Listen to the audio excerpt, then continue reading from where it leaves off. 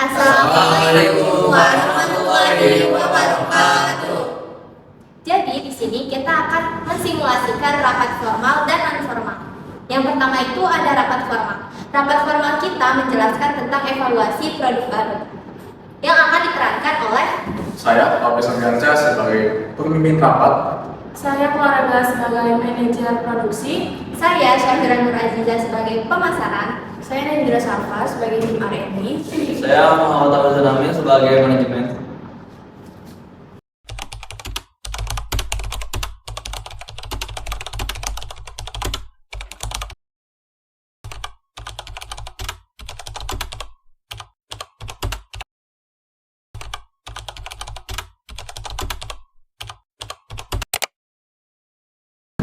Halo, Mbak Clara. Tolong disiapkan ruangan untuk rapat tanggal 26 November ini ya. Dan tolong disampaikan kepada divisinya untuk hadir di rapat nanti untuk meningkatkan penjualan produk baru. Oke, baik. Terima kasih ya. Baik Pak, akan saya sampaikan. Divisi manajemen, divisi R&D, divisi pemasaran sudah.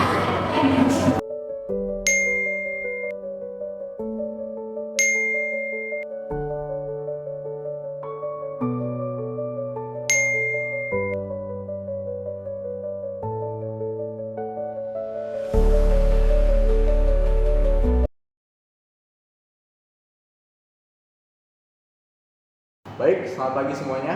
Pagi Pak. Oke, terima kasih atas kehadiran Anda semua. Agenda kita hari ini adalah kelanjutan dari pembahasan produk baru dengan fokus pada strategi peningkatan penjualan dan inovasi produk. Mari kita mulai rapat ini dengan laporan dari Pira mengenai kinerja penjualan kami. Baik, terima kasih. Selamat pagi semuanya. Sesuai data yang saya telah siapkan, penjualan kita mengalami penurunan sebesar 30% dibandingkan bulan lalu. Analisis kami menunjukkan bahwa beberapa faktor yang mempengaruhi adalah meningkatnya kompetensi, perubahan preferensi konsumen, dan persepsi harga yang kompetitif. Baik, terima kasih Pira. Cukup mengkhawatirkan. Saudara Apis, bagaimana dengan feedback dari konsumen? Apakah ada insight baru yang bisa kita dapatkan? Baik, terima kasih Pak. Jadi kami telah melakukan survei dan wawancara dengan beberapa segmen konsumen dan mayoritas responden itu menyebutkan bahwa mereka ini menginginkan fitur yang lebih inovatif dan juga desain yang lebih menarik dan tentu saja dengan harga yang lebih terjangkau. Beberapa juga menyinggung soal daya tahan produknya Pak, dan juga layanan purna penjualan. Baik. Clara, dari sisi produksi, apakah ada kendala atau ada peluang yang bisa kita dapatkan? Baik Pak, saat ini kami sedang berupaya untuk menekan biaya produksi melalui efisiensi operasional dan negosiasi dengan para supplier. Kami juga menjajaki penggunaan material alternatif yang lebih ramah lingkungan. Nah, kendala utamanya adalah menjaga kualitas produk tetap tinggi dengan biaya yang lebih rendah. Bagus. Cukup bagus strateginya. Oke. Untuk Nadine, bagaimana dengan pengembangan produk baru? Baik, Apakah Pak. ada progres yang signifikan? Jadi saat ini tim R&D sedang mengerjakan beberapa prototipe produk baru dengan fitur-fitur unggulan yang sesuai dengan feedback konsumen. Kami juga berfokus pada peningkatan daya tahan produk dan juga kemudahan penggunaan. Target kami ini adalah meluncurkan setidaknya satu produk inovatif dalam kuartal berikutnya. Baik, terima kasih atas laporannya. Kira, apakah ada rekomendasi dari Anda untuk mengatasi penurunan penjualan ini? Saya merekomendasikan beberapa strategi. Ada 4 strategi. Yang pertama itu promosi yang lebih agresif, menawarkan diskon, bundling, dan program loyalitas untuk menarik kembali konsumen. Yang kedua itu ada peningkatan kualitas produk. Nah, peningkatan kualitas produk ini akan ada feedback konsumen untuk meningkatkan fiturnya, desain dan daya tahan produk tersebut.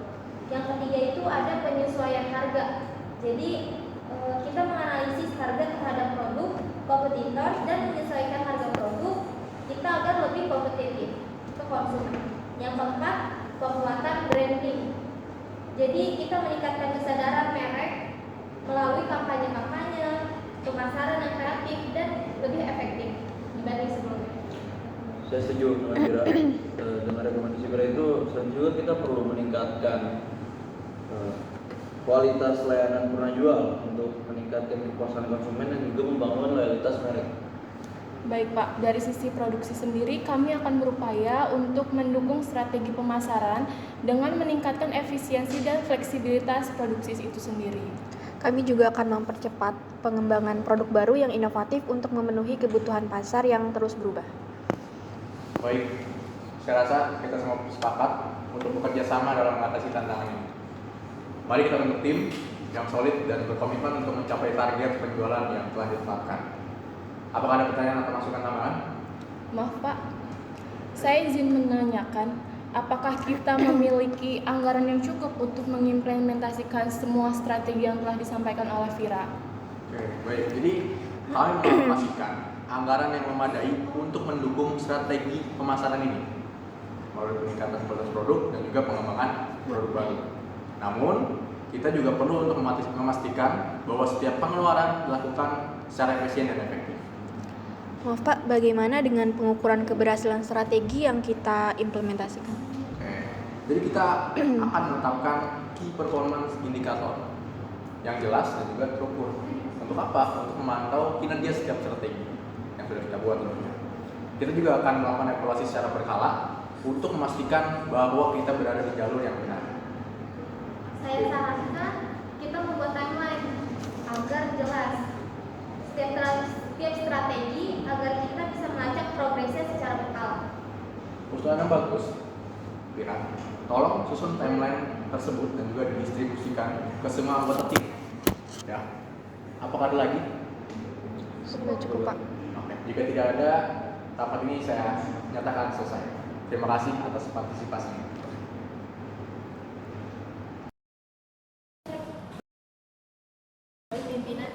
Oke, terima kasih Mbak Nadine atas konferensi rapat hari ini.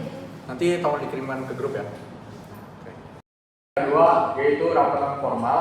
Di rapat non formal kali ini kita akan mensimulasikan rapat pembagian tugas untuk kerja bakti persiapan Hari Raya Idul Adha 2025. Saya sebagai Ketua Karang Taruna, lalu ada Clara Bella sebagai anggota, lalu ada Safira Nur Aziza sebagai anggota, lalu ada Nadine Dina Salva sebagai anggota, dan juga Muhammad Abdul Amin sebagai anggota. Oh iya teman-teman, Idul Adha bentar lagi nih. Kita kayaknya udah harus mulai siapin masjid dari sekarang. Jadi pas hari Idul Adha tuh udah bersih sama nyaman. Dan nanti kita segala bagian tugas aja deh, gimana? Oh ya, setuju Kis. Tadi gue lihat lapangan depan rumputnya udah pada tinggi-tinggi tuh. Terus banyak daun kering juga. Kalau nggak dibersih sekarang, kayaknya nanti pas dipakai sholat bakal berantakan gitu. Nah iya, tadi aku juga lewat halaman tuh, berdebu banget. Karpet di dalam masjid juga kayaknya harus dibersihin dari jauh-jauh hari. Belum lagi tempat tunggunya tuh. Biasanya sebelum hari raya kan pasti ramai banget ya orang yang bersihin. Tapi kalau misalnya kita bisa bantu bagian beratnya duluan aja, ibu-ibu nanti tinggal bersih. Setuju.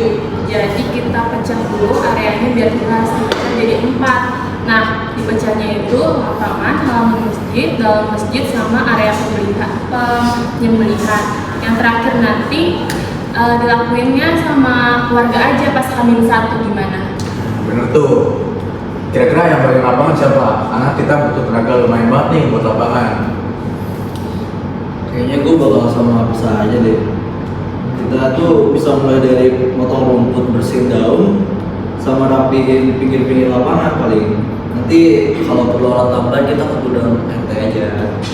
Oke. Berarti bagian masjid kita bagi 3 ya. Aku, Nadine, sama Clara. Kita bisa bagi-bagi, satu nyapu, satu ngepel, satu lagi bersihin kaca. Terus nanti bareng-bareng nih kita gelar karpetnya. Iya, dan kalau mau sekarang kita lap meja juga, bersihin lap sendal, sama cek kipas angin juga, karena kan suka butuh tuh biasanya. Boleh, sekalian aja kita bertiga biar lebih cepat. Biasanya sih cuma 2 jaman kalau kayak gitu. Oke, Oke, jadi nanti area penyembelihan nanti itu kita marking dulu aja. Nanti kasih meja, kasih terpal, kasih garis batas juga tuh. Karena nanti biar besok H-1 tinggal gelar aja pada warga gimana. Nah, setuju. Tapi kalau untuk waktu gimana? Soalnya kan kalau siang-siang panas. Iya, jam 4 kayaknya nggak apa-apa deh. Gimana? Di balai RW. Jam 4 cocok tuh, nggak terlalu panas juga dan udah mulai sore kan, jadi kita ngumpul aja di balai warga buat nyebar ke lokasi kerjanya. Boleh, nanti gue bawa botol minum juga biar nggak ada alasan aus. Mantap banget nih, Clara emang penyelamat banget nih, semakin ngasih kita minum. Tinggal minum nih, jangan kabur aja. Aduh, gue paling rajin, Chris. Gue sering gitu lah, aman aja. Iya, rajin. Tapi sering nggak ada. Aneh banget. Pijul. Oke. Jadi gini ya, biar aku. Lapangannya bisa Pijun. Terus nanti masjid dalam sama luarnya Kira sama Clara. Area penyembelihannya nanti persiapan ringan aja dulu, pelaksanaannya bareng sama warga hari Sabtu. Terus waktu kumpulnya besok ya, di balai RW. Perlengkapannya bawa alat kebersihan, terpal sama bawa air minum jangan lupa. Sip. Kalau gitu udah pas ya. Besok jangan sampai ada yang telat. Oke? Oke. Oke, kalau gitu maksudnya ada besok. Semangat semuanya. Rapat formal merupakan pertemuan yang struktur dan terikat dengan aturan. Ibarat pengadilan di mana setiap prosedur harus dipatuhi. Tujuannya adalah untuk membahas isu-isu strategis penting atau pengambilan keputusan yang memiliki dampak yang besar dan memerlukan pertanggungjawaban yang tinggi. Rapat jenis ini dicirikan oleh undangan resmi, agenda tertulis yang ketat, notulen rapat yang detail dan mengikat, serta suasana yang serius dan penuh dengan protokol. Segala sesuatunya berjalan secara berurutan, dipimpin oleh ketua dan juga bahasa yang digunakan bersifat baku dan memastikan akuntabilitasnya penuh. Selanjutnya terdapat rapat informal. Rapat informal adalah pertemuan yang lebih santai dan fleksibel tanpa terikat aturan protokol yang ketat.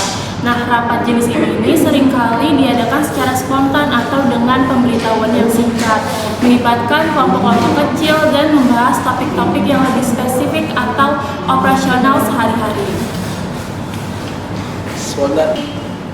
Perbedaan mendasar antara keduanya terletak pada tingkat formalitas, struktur, dan fleksibilitas dalam pelaksanaannya. Rapat formal cenderung lebih terstruktur dan mengikuti prosedur baku, sementara rapat informal lebih lentur dan adaptif terhadap situasi.